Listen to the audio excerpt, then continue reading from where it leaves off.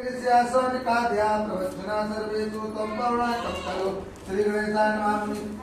मुनि श्रेष्ठ तथा विद्याभूषण श्री व्यास जी से जी श्रोतागणों से कहते हैं कि एक समय में निशानंद ने सौनक इत्यादि 88,000 ऋषियों एकत्र होकर परस्पर विचार कर रहे थे कि कलयुग निकट आ रहा है, इस युग में प्राणियों को महान दुख प्राप्त होगा, अतः इस दुख से लोगों को बचाने के लिए क्या उपाय करना चाहिए। उसी समय व्यास जी के परम श्रेष्ठ पौराणिक सूत जी अपने शिष्यों के साथ उस स्थान पर पधारे।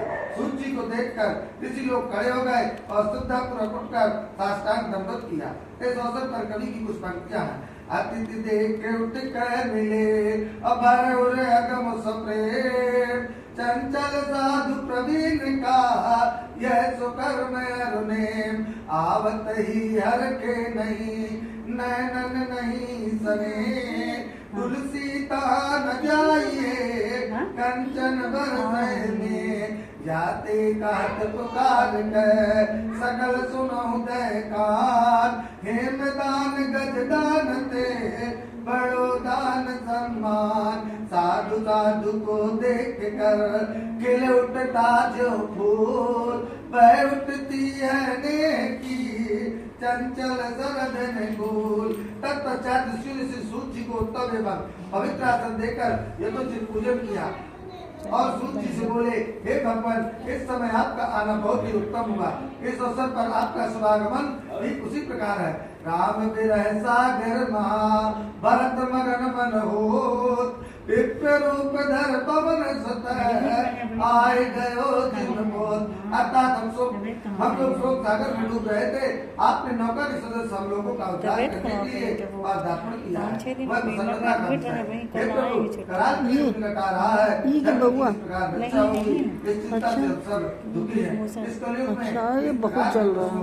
भगवंत कथा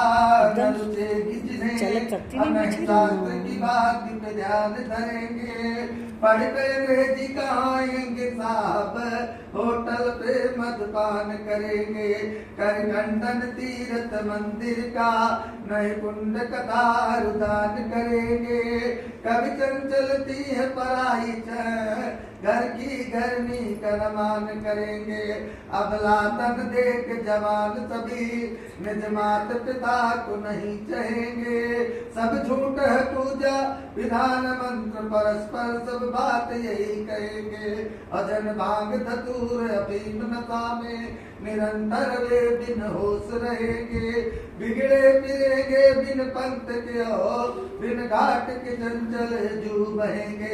अतः हे भगवान, व्रत अथवा तब करके जिस प्रकार वांछित फल प्राप्त हो वह कृपा करके कहिए, ऐसी हम लोगों की इच्छा है। सौनक आदि ऋषियों की प्रार्थना पर सूत जी बोले, हे ऋषिगण, आप धन्य हैं, आप जैसे मनुष्य की सत्य को कह जाने के योग्य हैं, कि परोपकार के लिए चिंता करते हैं और दुष्टों से कष्ट पाने पर भी उनको सुख ही देते हैं। हे परोपकारी सौनकादिक ऋषियों, इसी प्रकार लक्ष्मीपति विष्णु भगवान से एक बार नारद मुनि ने पूछा था, जिस प्रकार आप लोगों ने मुझसे पूछा, इसलिए संध्या करने के बाद जिस प्रकार इस प्रश्न का उत्तर से भगवान ने दिया था, उसी प्रकार मैं आप लोगों के समक्ष कथन करूंगा। सौनकादि ऋषियों ने कहा, अति उत्तम है, हम लोग भी संध्योपासन कर लें। इसके पश्चात संध्योपासन से निवृत्त होकर सब लोग श्री सूत जी महाराज के सामने एकत्र हुए। सूत जी ने ऋषियों से कहा, हे ऋषियों, तत्चित होकर मेरी बात सुनो। यदि तुम्हारा ध्यान किसी और तरफ रहेगा तो न मेरे उद्देश्य से लाभ उठा सकोगे और न निहितकार बन सकेगा। हे ऋषियों, एक समय नारद मुनि परोपकार की इच्छा से नाना लोकों में भ्रमण करते हुए मृत्यु लोक में आए। मृत्यु लोक में नारद ने देखा कि जितने भी मनुष्य हैं सबके सब अनेक प्रकार के दुख से दुखित हैं और बात बात की योनियों में जन्म लेकर अपने पापों को भोग रहे हैं। ऐसे प्राणियों को क्लेश युक्त देखकर मुनि अपने मन में सोचने लगे कि उनका दुख किस प्रकार दूर हो सकता है। यही मन में सोचते हुए बीड़ा बजाते हुए तथा हरि गुणगान करते हुए विष्णु लोक को गए। अतः विष्णु लोक में पहुंचकर नारद मुनि ने देखा कि सुब्रह्मण्य भगवान 4 भुजाओं से युक्त हैं और चारों भुजाओं में क्रम शंख चक्र गदा एवं पद्म तथा कंठवन माला शोभित है। ऐसे देवों के देव तथा स्वामी भगवान की नारद स्तुति करते हैं। भगवान आपको साष्टांग दंडवत है, आप वाणी और मन से परे हैं, आपको प्रणाम है, आपके अनेक रूप हैं, आपकी शक्ति अनंत है, आप आदि और मध्य और अंत रहस्य से आप निर्गुण हैं। तीनों गुणों से सत्रस्तम की आत्मा तथा संपूर्ण प्राणियों के आदि के कारण अपने अपने भक्तों को क्लेश दूर करने वाले हैं। कहते हैं, जय दुष्ट संहारी भव भयहारी जय कर आदि न अंता। जय असुर विनाशक धर्म प्रकाशक गावहि देह अनंता। जय जन मन रंजन पाप प्रभंजन सुखकारी मुनि संता। चंचल नर नारी अति दुख भारी मुक्ति करो भगवंता। मुक्ति करो भगवंत। इस प्रकार नारद जी के मुखारबिंद सुनकर भगवान ने नारद जी से पूछा, हे नारद, आपका आगमन वैकुंठ लोक में किस लिए हुआ, आप क्या चाहते हैं? हे महाभाग, आप मुझसे कहें, मैं उसका यथोचित उत्तर दूंगा। नारद जी बोले, नृत्युलोक के जन सकल है युक्त क्लेश अनंत। अकेहि उपाय से मुक्त हो मोसो को भगवंत। हे भगवान, मैं मृत्युलोक से इस समय आ रहा हूँ। वहाँ जितने भी मनुष्य हैं सब अनेक प्रकार के क्लेश से युक्त है और नाना प्रकार की योनि में जन्म लेकर पाप कर्म को लीन है। कहते हैं, दीन मलिन दरिद्र को मूरख बुद्ध विवेक बिना अभिमानी। तस कर लंपट ज्वारी तथा अनशिक्षित दुष्ट महा अज्ञानी। अन्न न पावत भोजन को अरु पान को पावत शुद्ध न पानी।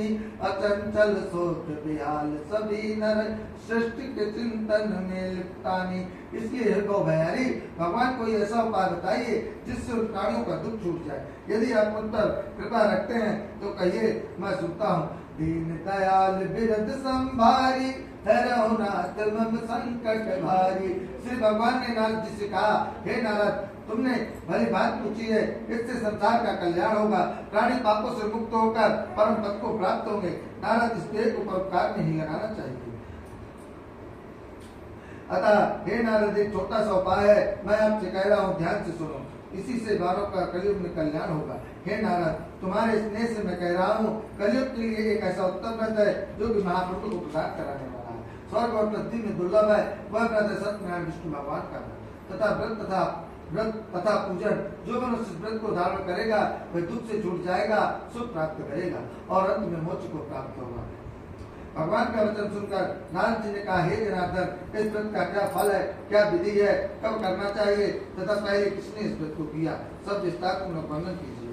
इस प्रकार नारद जी का वचन सुनकर भगवान बोले, हे नारद, यह व्रत समस्त दुख तथा शोक को नष्ट करने वाला है और धन धान्य को बढ़ाने वाला है।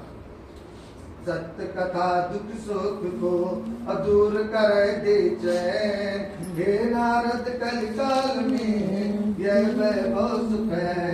इसके अतिरिक्त यह व्रत सौभाग्य संपत्ति तथा सर्वत्र विजय प्राप्त कराने वाला है। इसी दिन यह व्रत भक्ति और श्रद्धा के पूर्वक किया जा सकता है। सायंकाल के समय ब्राह्मण और बंधुजनों के साथ धर्म तत्पर रहना चाहिए। सत्यनारायण का पूजन करना चाहिए। केले का फल, गौ का दूध, गेहूं का आटा जिसमें चीनी मिश्रित हो, उसके अभाव में चावल का आटा और गुड़ मिलाकर झूठ बनावे। सब पदार्थ को एकत्र करके सवाई लगाकर भगवान को अर्पण करें और फिर ब्राह्मण तथा पुस्तक का पूजन करके दक्षिणा देकर अपने बंधुजनों के साथ कथा का श्रवण करें। तत्पश्चात बंधुजनों सहित ब्राह्मण को भोजन करावे। प्रसाद खाने के बाद नाच गाना बजाना कीर्तन आदि भगवान के सामने करें। इसके बाद जब लोग अपने घर जाने लगे तो सत्यनारायण का नाम इसमें करते जाए। इस प्रकार हे नारद, यदि यह व्रत जो मनुष्य करेगा वह वांछित फल पाएगा। विशेषकर कलयुग में इससे सरल उपाय और कोई नहीं है। इसके पुराणे रेवा खंड से सत्यनारायण कथाय प्रथमोध्यात्म बोले सत्यनारायण भगवान की जय।